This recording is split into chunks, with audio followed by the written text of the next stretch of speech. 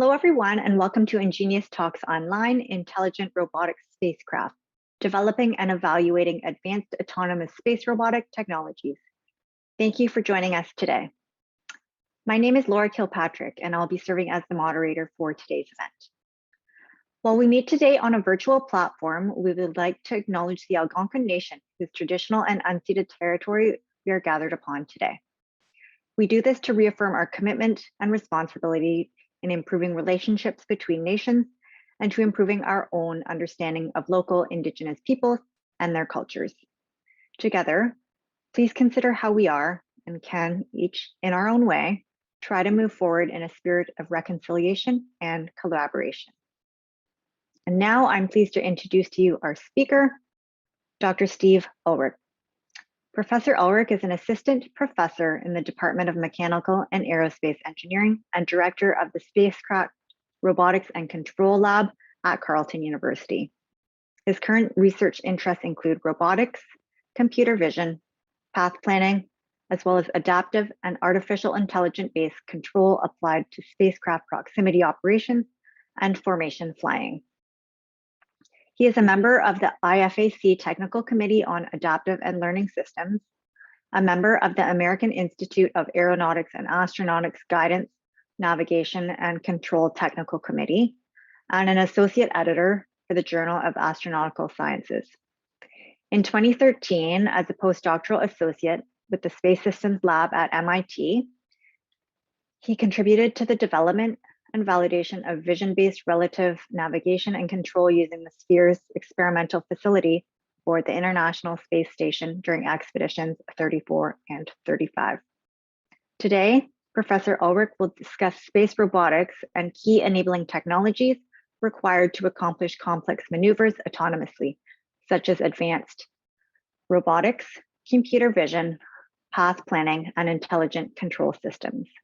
He will also share recent developments made at Carleton University's Spacecraft Robotics and Control Lab related to these key technological areas.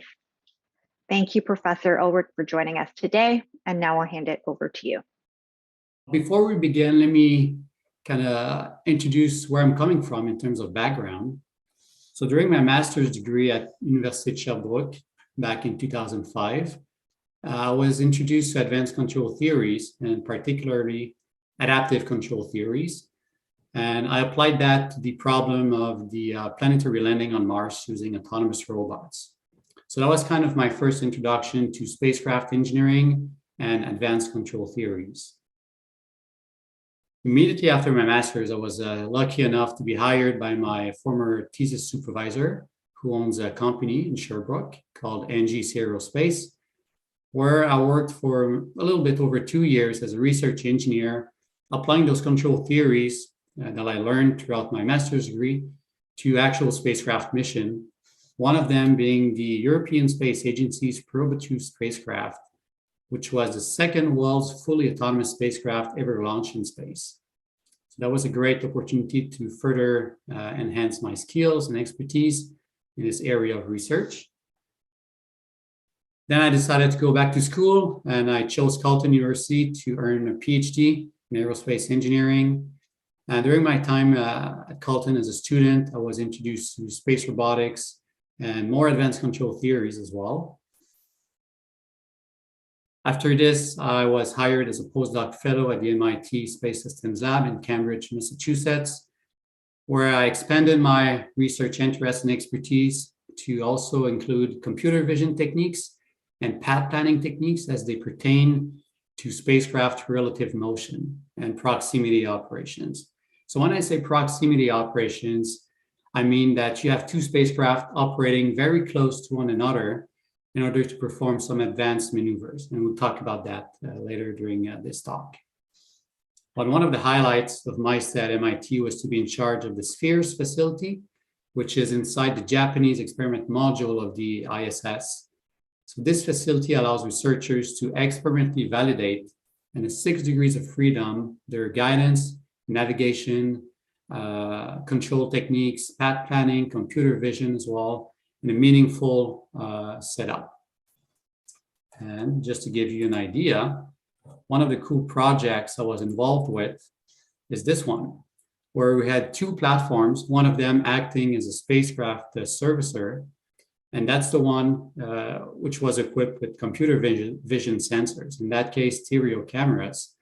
And that spacecraft was looking at another platform that was mimicking space debris. And the objective was to determine in real time the relative distance between both objects using only camera images, as well as the relative linear velocity. And using those two pieces of information, feeding that back into a control system to autonomously perform circumnavigation inspection maneuver. So that was the first time such techniques were validated in space. And that was, as I said, quite a highlight of my stay at MIT.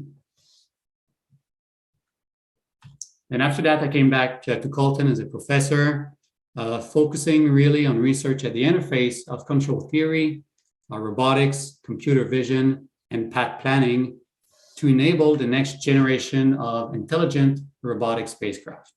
And that's exactly what we're doing in the lab, which is called the Spacecraft Robotics and Control Lab with my research team. Okay, so let me begin by asking a question, which is why do we care so much about intelligent robotic spacecraft right now? Well, the reason is because current satellites orbiting the Earth are being threatened. And that threat is space debris. So space debris could be leftover pieces from past space missions on orbit, or could be spacecraft that have reached their end of life and are no longer under control, no longer operational. And indeed, collision with space debris could be catastrophic. And it's very dangerous for operational satellites to operate in space nowadays because of this.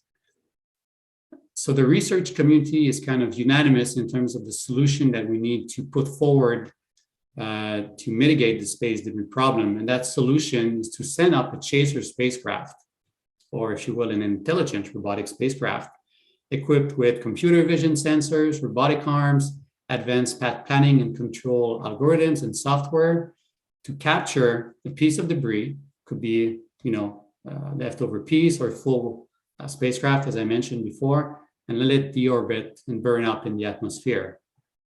To enable that, we need to have advanced computer vision to figure out in real time the actual motion of the debris. Then we need robotic capture strategies using, for example, net capture. And that's what you see here in the little clip where the piece of debris is being tangled in this net. And then the chaser spacecraft opens up its thrusters to let burn in the atmosphere that piece of debris. The other strategy is to use robotic arms to establish a rigid connection between the chaser spacecraft and that piece of debris. And one of the added challenge of robotic capture is that the chaser spacecraft needs to mimic the motion of the target object to nullify any relative motion, to simplify and to efficiently perform a capture maneuver. And then, as per the net capture idea, open up the thrusters to deorbit that piece of debris. Another cool idea with robotic arms in space is to not only deorbit defective satellites, but repair them on orbit. And that's this idea of on-orbit servicing, where a robotic arm installed on a chaser spacecraft would just swap out, for example, a depleted battery on the target spacecraft, thereby extending the mission lifetime of that target spacecraft and saving millions, if not billions of dollars.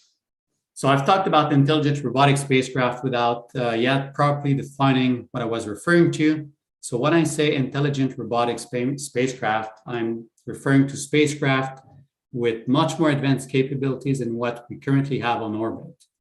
So those advanced capabilities include computer vision systems or camera laser sensors to be able to detect and measure in real time the motion of that debris we're going to, or that depleted satellite we want to repair.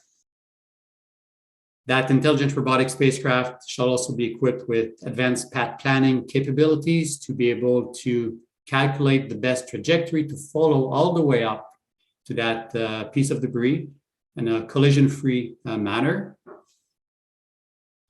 Intelligent robotic spacecraft also need to have running on board their computer advanced control theories to be able to match the motion of the piece of debris to enable safe capture using robotic arms, as was shown in the previous clip. So this is called post-tracking or motion matching, if you will. and also advanced capabilities in the area of robotics for capture and manipulation purposes. Now, to top it all off, all these advanced capabilities need to be happening fully autonomously without any ground support from ground stations. So it's quite a challenge when you think that space debris are traveling at 7 kilometers a second in space. So it's not an easy task to go and capture those pieces of debris to deorbit them. So again, all these capabilities are there to enable future missions such as space debris removal, on-orbit servicing, and something I haven't talked about yet, which is in-space assembly, which consists of setting up an autonomous intelligent robotic spacecraft ahead of time, and then sending that large structure we're looking to assemble in space piece by piece. So we can think about assembling in space, say, large space stations or large telescopes, and thereby drastically reducing the cost of launch associated with these big space structures. So this idea of performing advanced robotic manipulation in space and coming up with advanced capabilities is not new. And in fact, if you think about Canadarm1 and 2, they were really the trailblazer capabilities that were flown operationally in space for many, many years, with the caveat that these were teleoperated. Okay, so these weren't fully autonomous, but yet they were fundamental pieces to the puzzle we're trying to solve today. And then after we had two space demonstration missions. So 1997 with the Japanese engineering test satellite 7, and a follow-up mission in 2003, a joint mission by Boeing and what's known to as Maxar. They came up with the Orbital Express mission to demonstrate some robotic manipulation and computer vision capabilities, again, to enable future concepts like on-orbit servicing and space debris removal. And that's why nowadays there's a lot of research endeavors focusing on those kind of technologies throughout the world. We can think of endeavors at the European Space Agency, NASA, DLR in Germany, in the States with the Naval Research Lab. So lots and lots of interest. But again, these ideas are not new because if you look back all the way to the 1960s, those ideas were already proposed in the research community. So if you look here, these are early concepts of what was then referred to as space dogs. So somewhat small robotic spacecraft equipped with robotic arms to enable, advanced manipulations in space. So the takeaway of that is that over the past 60 years, only 2 free flyer missions were flown as demonstration missions. So out of these great ideas that have been put forward over the last 60 years, only 2 were actually flown in space. There are many reasons for that. I don't want to bug you with the details, but the main ones is that it's too costly to come up with these advanced spacecraft and launch them in space, and the risk is quite high. So that's why there hasn't been a lot of successful endeavors in these areas. So I was at a workshop maybe 2-3 years ago, and the researchers at the US Naval Research Lab, which are kind of leading the way, came up with this idea that if we want to make it a reality, we really need to develop lighter, cheaper, and more computationally efficient technologies to, at the end of the day, enable those futuristic concepts.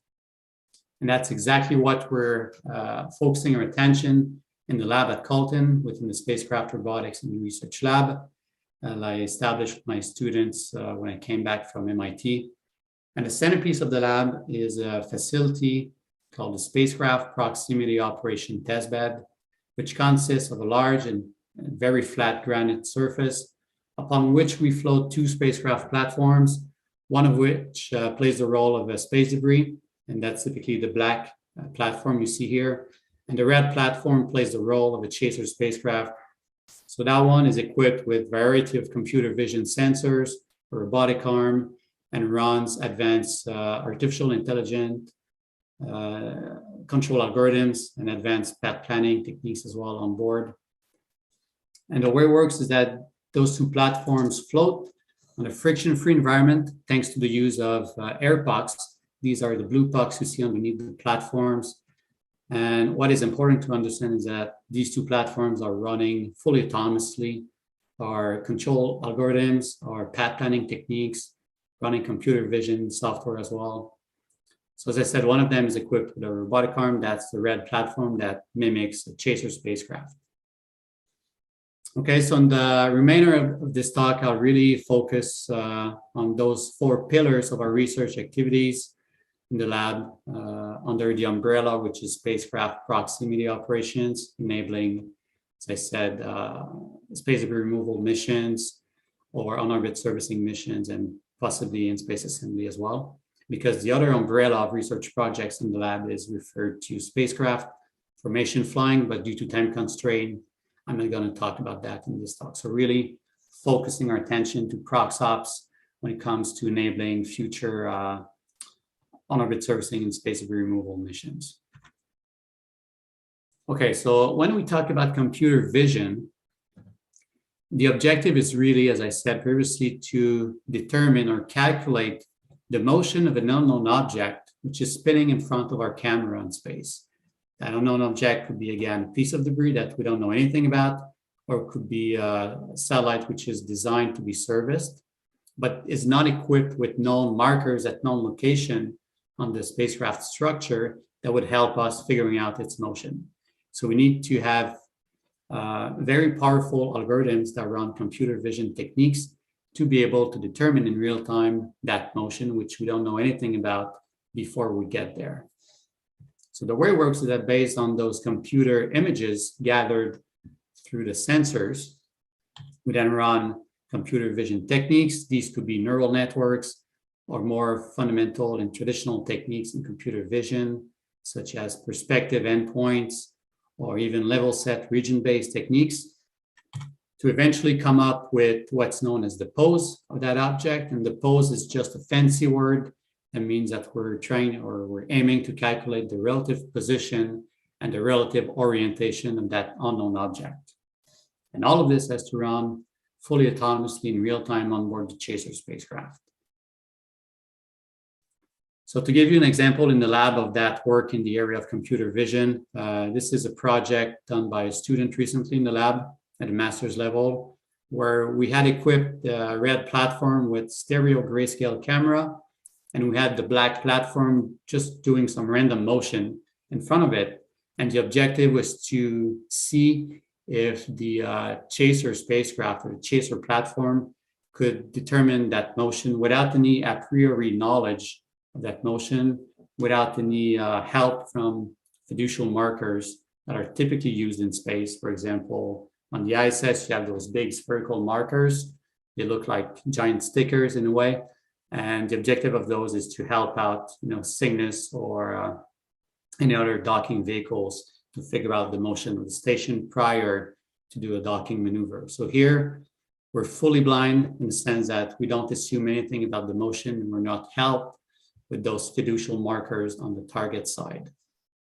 And the way that the student and myself decided to do it was through the use of artificial intelligence, specifically relying on convolutional neural networks. So sit back and enjoy this quick video.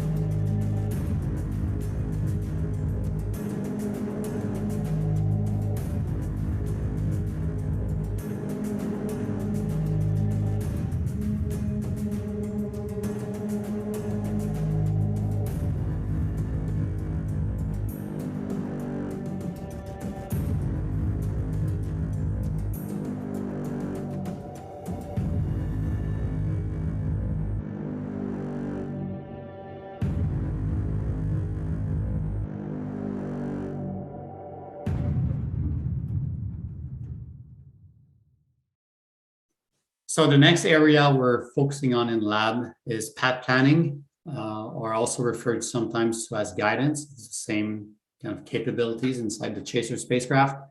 So the objective with path planning, as the name implies, is to have that Chaser spacecraft to autonomously calculate the best trajectory to eventually be followed, such that it connects the current position of the Chaser spacecraft all the way to the target object, again, piece of debris or depleted spacecraft we're trying to refurbish in a collision-free manner to avoid any obstacles. Because there could be another spacecraft also working in the near vicinity of those two objects. And the last thing we want is to make the problem worse by creating another collision. So we really need to determine the best trajectory that will lead us to where we want to go while avoiding any obstacles in the way. So the way it works is that based on the motion calculated on board of that object we're trying to get to, and again, this is done through computer vision. So based on the output of the computer vision software, we feed that to our path planning capability inside the spacecraft. And to do that kind of work, we rely on optimization theories, artificial intelligence, vector field, potential field methods as well, to come up with the best trajectory to follow, referred to as a desired trajectory. So again, a short video showcasing that kind of work that was recently done in the lab at the PhD level. So what you'll see here is deep reinforcement learning methods being used to train the Chaser spacecraft to eventually figure out the best way to match the motion of the target object while avoiding an obstacle. So I hope you enjoy.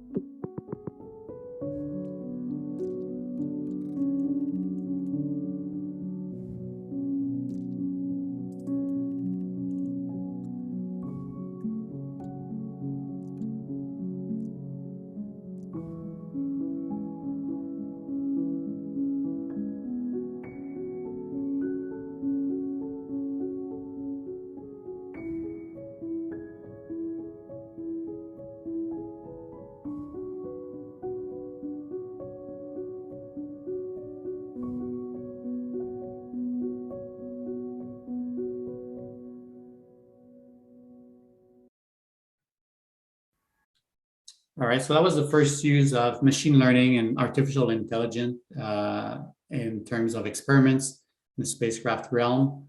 So that was quite an interesting work on the PhD level. Next area or pillar that we focus on in proximity operations in the lab is that of control theory, where now that we know the motion of the target through computer vision, we know the best trajectory that we want to follow. Now it's time to act and actively fire the thrusters on board the chaser spacecraft to follow as closely as possible the desired trajectory, which was calculated through path planning.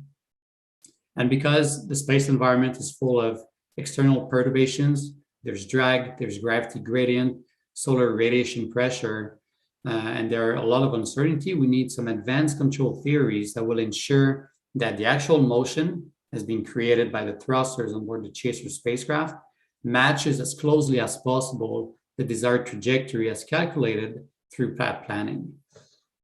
So the way it works is that we have a desired trajectory, which is the output of path planning again, and then we apply some advanced control theories, such as adaptive control, analytical mechanics, learning control, machine learning, as well as model predictive control, to fire the thrusters and to issue commands to the physical devices that will create the motion on the chaser spacecraft.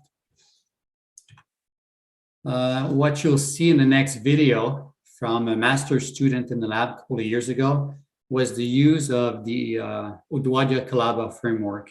It's a mouthful, I know.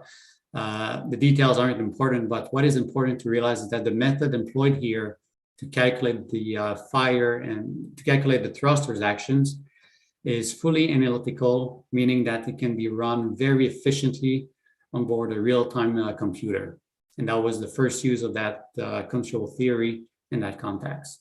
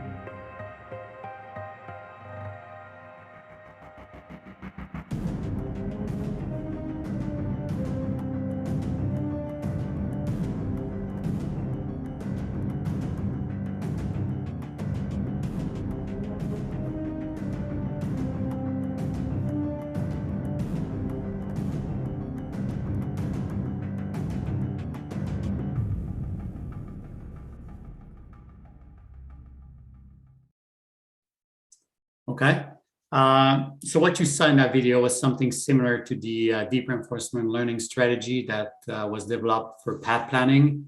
The reason why it looks similar is because the difference between control theory and path planning is sometimes a bit like a gray area, because sometimes path planning also includes some control capabilities and vice versa.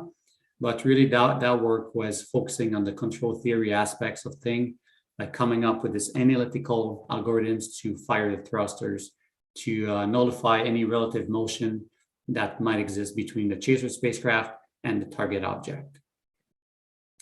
Okay, the last area I want to focus on is robotics. For obvious reasons, we need robotic arms on board the chaser spacecraft. Shall we want to perform orbital debris removal maneuvers or on-orbit servicing actions? So the objective, capture and manipulate the target object, obviously. The way it works is that robotics also rely heavily on computer vision because we need to know what is the size, shape of the area we're trying to, or the target we're trying to capture. Is there a docking port on that object? Is there only a small piece we can hold on to? What is the speed? What is the orientation? So there's a lot of things we need to know in real time to safely perform capture and manipulation maneuvers. And that's why computer vision is also very helpful in that regards. So based on the computer vision output, we then feed that to advanced robotic control and path planning techniques, such as, again, adaptive control, optimization techniques, deep learning, generalized predictive control as well, to, at the end of the day, put some motion in that arm and actuate the joints through joint control inputs commands, as calculated by the robotic control and path planning algorithms. So the first video I want to show from the lab is actually not using a robotic arm, but it's using flexible feathers to emulate the net capture scenario. And here we're assuming that the target was already captured by a net, and the objective now is to stabilize the motion, the rotational motion of that piece of debris prior to initiate the deorbiting maneuvers. And what you'll see is a comparison of the currently accepted feather configuration, which is only to connect the chaser and the target with a single piece of tether, with a new tether configuration that was developed by a student in the lab, which is kind of a configuration that forks into a Y, and you'll see that the stabilization capabilities of that new tether configuration better stabilizes the rotational motion of the target with respect to the chaser. So hope you enjoyed that one.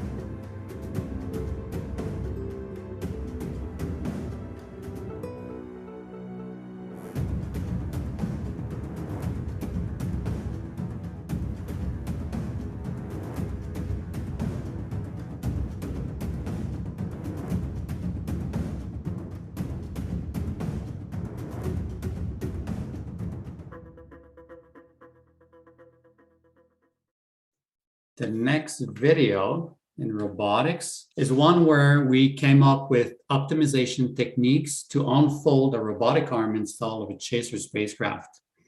You might say, well, isn't that a trivial task to just unfold a robotic arm? Yes and no, because in space, there's action-reaction principle that apply. And whenever the arm is being moved around, it impacts the chaser spacecraft motion in an adverse manner.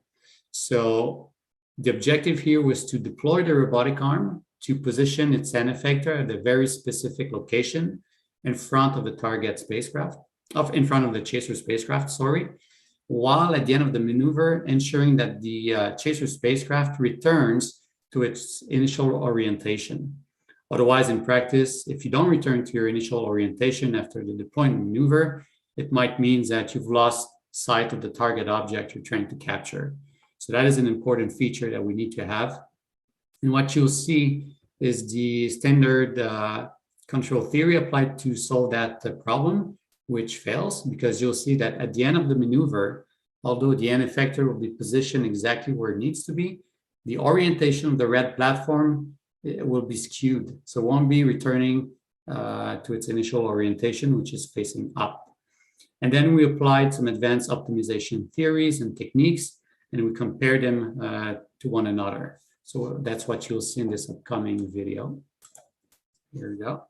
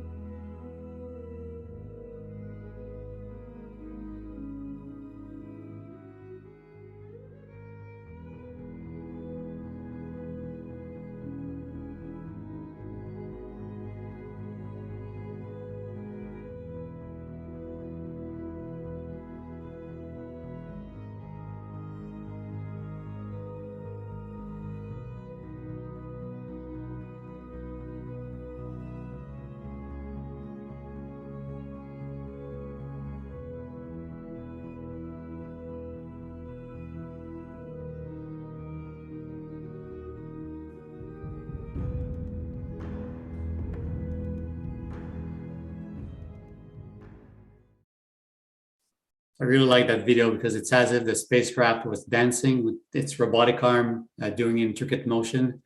That's a fun video to watch, in my opinion.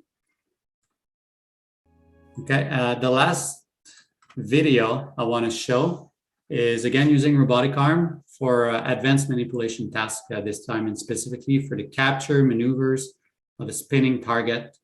And to do that, the PhD student developed artificial intelligence-based techniques, so specifically deep reinforcement learning-based techniques, to train the spacecraft to maneuver its arm in itself in a way that it not only captures the spinning piece of debris, but also negates any rotational motion once the capture is established. That's a very, very engineering difficult task to achieve. But thankfully, through the use of machine learning and artificial intelligence, the students successfully developed a technique to do it. So yeah, without any further ado, let's have a look at this one.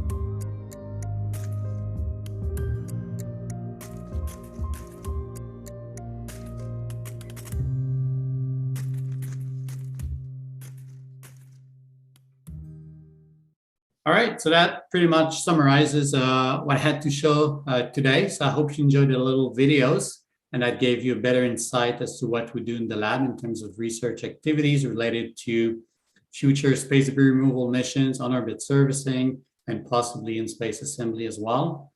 I'd like to end this talk by acknowledging the financial support from some of our partners, INSERT, the Ontario government, Ontario Centers of Excellence, the RDC, Canadian Space Agency, CARIC, as well as some of our industrial partners who contributed to some of the research projects that were showcased in this talk.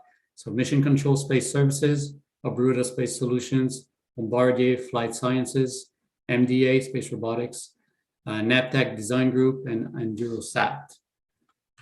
Last but not least, very special thank to all of my students without whom none of this would have been possible. And very, very special thanks to two of my former students who joined the lab in the early days back in 2014/15, and to this day who are still contributing to the lab development. So those are Kirk Hobble and Alexander Crane. So very special thanks to both of you guys. Hopefully you're in attendance today. And yeah, I hope you enjoyed, and I guess this is time to ask any questions that you might have. Yeah, perfect. Thank you so much for that great presentation. Very informative. Lots of questions here, so we'll get right to them. All right. First off, just this showed up a couple times. So are the boxes there on screen about the size, the actual size, or not? The size are 30 centimeters by 30 by 30 centimeters cube. So a bit bigger than CubeSat, which are 10 by 10 by 10. Obviously, these are smaller versions of what we expect to fly on orbit, ultimately to capture big spacecraft. But in terms of lab demonstration and experimental validation, those are realistic. Next question. So is there any chance of the platforms we're moving still functional satellites? I mean, if said platform to be removed accepts to be removed, yes, it's possible. But typically, we're trying to remove dead spacecraft on orbit or just pieces of debris that further contribute to the space debris problem.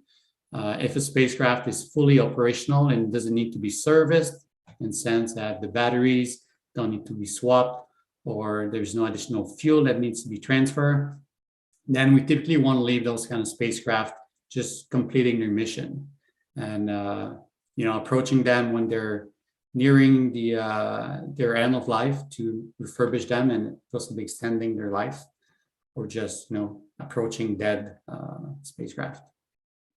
Okay. Next question. Have you considered mounted your robots in a rotating cylinder riding your carts to add an additional rotational degree of freedom? Very good question. Yeah, the lab facility is restricted to 3 degrees of freedom. So 2 translational motion, X, Y, and 1 rotational motion about a single axis. But in space, things are moving in 6 degrees of freedom, obviously. There was an attempt by one of my colleagues at the University of Florida to develop platforms similar to us, but working in 5 degrees of freedom by having, on top of floating platforms like ours, have a spherical air bearing for additional rotational motion. But that didn't go well. He never succeeded in making those platforms operate efficiently. It was a bit too complicated for what we're trying to do. So instead, for 6 degrees of freedom, we rely on computer simulations. And then once we have good results with that, then we transition that to a 3 degrees of freedom lab environment. The good news is that we've done plenty of tests and simulations agree with the lab environment, and thereby we can have good confidence that even though it's only 3 degrees of freedom environment, it could still perform well in the 6 degrees of freedom environment. Thank you. Next question. So this was prior to your first video. In order to determine relative speed and distance between the observing and observed craft by visual means only, how many cameras are used? And is the set distance between the cameras used in calculations? And if not, how are the relative speed and distance obtained? Yeah. Well, the work of computer vision and pose determination in real time can be done with as low as a single camera. That's all we need. We don't even need stereo camera. So just one, infrared camera or a monochromatic camera could do the job. The thing is that if you go from 1 to 2, then it eases up the computing process quite a bit, because with 2 cameras, you can easily figure out the distance between both objects.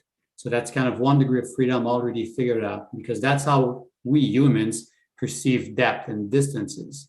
It's that we have 2 eyes, and then our brains, what they do is that they combine the left and right images that we get through our eyes, and there's a disparity between those 2 images, right? If you close one eye, and if you close the other eye, you'll see that the image you see is slightly skewed towards one side or the other. And by overlaying those 2 images are not exactly the same, well, this is how humans and machines can perceive depth or distances. So yeah, having 2 cameras helps out tremendously. And yes, you do need to know exactly the baseline. So that's the distance between both cameras. You need to take that into account in your calculations. But yeah, just 1 camera could do the job. It's just a lot more intensive on the computing side of things. Okay, and then to follow up that, so is that the reason you use cameras versus radar? Yeah, the reason we're using simple passive sensors like cameras instead of active sensors like radars that send, beams of energy, or even LiDAR, which send laser beams, is because we want to do things light and cheap. If you go back to one of my early slides when I talked about the solution proposed by the Naval Research Lab in the States, is the reason that things haven't flown is because we're too heavy, we're too expensive. So switching from heavy and bulky sensors like radar and laser sensors to simple, lighter and cheap counterparts like cameras, then we fulfill that kind of requirement, thereby, getting closer and closer to something that could be flown in space. Very interesting. Next question. So in one of the early video demos, you mentioned that the Chaser spacecraft had no advanced knowledge of the debris it was chasing. If that was the case, how was the neural network trained? And what was the source of the training data? Yeah. And when? Yeah, go ahead, Laura. Sorry, when did training occur? Yeah, training took many days to train a neural network. In that case, we just gathered images from the lab for training purposes. But in reality, what you could do would be to train your network using synthetic, like CAD models of the target you're going after. If that CAD model does not exist prior to launch, what you could do is go there with no information at all and create the CAD model on fly using, say, SLAM-based techniques. That would take a while to do that on orbit, but you just have to stay there and observe the target spacecraft, thereby creating a model over time. And then you would use that to train your network while on orbit prior to doing any advanced maneuvers. But in the lab environment, we just train on images gathered from the lab for simplicity purposes. Thank you. Next question. So a comment, a lot of these solutions already look really good. What are the biggest existing challenges for path planning and pose matching? That's part one. If you want to touch on that first. Sure. The biggest challenge right now would be to combine all of these technologies into a single package that could be efficient and realistic, because all of the pieces you saw was tackled, one pillar at a time. So one project was crafted around computer vision only, meaning that the control laws running on board were simple PID control laws, for example. If a student tackles a path planning project, then we don't use computer vision in the loop. We use our ground truth data, which is the overhead motion capture system. If a project focuses on control theories, then we assume that the desired trajectory is already designed for that student. So we haven't really combined all of these pieces together into a full, closed loop system that would include computer vision, robotics, path planning, and control all at once. And that is the next big step that we're currently working on in the lab. And we're actually hoping to have the first results of that endeavor by April 1st, which is the deadline to submit a paper. So we have to get it done by then. Fast approaching, eh? Yeah, just around the corner. Yeah. Okay. So to follow up that, so are these problems mostly solved, or do things become much more challenging the more uncooperative the target and the more realistic the environment? Yes, exactly. If you look only at computer vision, all the tests were done in our control lab environment. Whereas on orbit, you have some, stark lightning conditions when the spacecraft faces the sun, and then some deep shadow whenever the spacecraft is on the opposite side of the Earth. So those are realistic conditions that we haven't tested yet in the lab. So as the lab becomes more and more realistic in terms of environment, we'll see that the algorithms probably start to fail. So we'll have to upgrade all of our techniques and algorithms to take those conditions into account. And also, most of our techniques currently in the lab assume that we know a lot about the environment. So we'll start to shed those assumptions as we move forward and see what needs to be improved. But yeah, there's lots of work ahead of us. Our plates are full for the next few years. So we won't run out of work. That's guaranteed. All right, next question. So once the platforms deplete their thruster fuel supply, are they programmed to return themselves to Earth, or do they become more space debris? The older platforms in space weren't programmed to return to Earth. So they just ran out of fuel and stayed on orbit like for a long, long time, like many decades. But nowadays, people are working on laws and regulations to force satellite operators to leave a small amount of fuel after the end of the mission so that the spacecraft or the satellite could deorbit themselves once the mission is completed, thereby not creating any additional pieces that are floating passively in orbit and contributing to the space debris problem. So self-deorbiting is the easiest way to do it, but there's going to be a lot of time between now and the time at which all spacecraft operators agree with that regulation and leave a tiny amount of fuel for that purpose. But yeah, it's in the workings. So does the chaser vehicle have to adjust its speed to match the object in order to retrieve? Yes, absolutely. So it's trying, imagine yourself driving a car on a highway at 7 kilometers a second, which is pretty fast. You're trying to get to another car to go and say switch cars. So what you need to do first is to match the other car's velocity such that there's no relative motion between both cars so that you could easily, well, quote unquote, easily switch cars, right? Although they're both traveling at very high speeds. So that's the same thing we're trying to do on orbit. We have one spacecraft traveling at 7 kilometers a second. We need to match that linear velocity. But not only that, but we need to match its angular motion, its rotational motion, such that from the chaser's perspective, there's no motion between both objects. It's as if they were both standing still, thereby enabling safe robotic manipulations and capture maneuvers. Because if you're trying to grab onto a spacecraft, which with respect to you is rotating at high speed and traveling fast, then what's going to happen is that your robotic arm will be ripped off because of the relative motion. So the first thing you need is to nullify that relative motion. And that's a process referred to as post-tracking on orbit. So in one of the video demonstrations you presented, the chaser spacecraft equipped with a camera was tracking the pose of the target in real time. Presumably during orbital operation for debris removal or servicing of other spacecraft, the chaser must first select an attachment point to form a rigid link with the target. Are the computer vision systems intended for the intelligent robotic spacecraft capable of identifying the best attachment point on a diverse set of debris or spacecraft? Yes. A lot of spacecraft has those key points on themselves, known as launch adapter rings, and that is a fantastic area to grab onto. So computer visions will be there not only to figure out the relative motion and perform the pose determination algorithms, but also to identify those launch adapter rings that we can safely hook onto.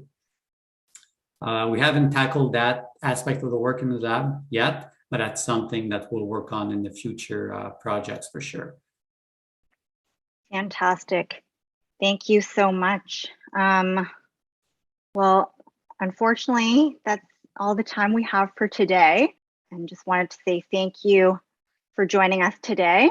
And thank you to Professor Ulrich for your time and making us all understand a little bit more. Yeah, thanks for being here. Thanks for the interest. Thank you so much. Have a good day.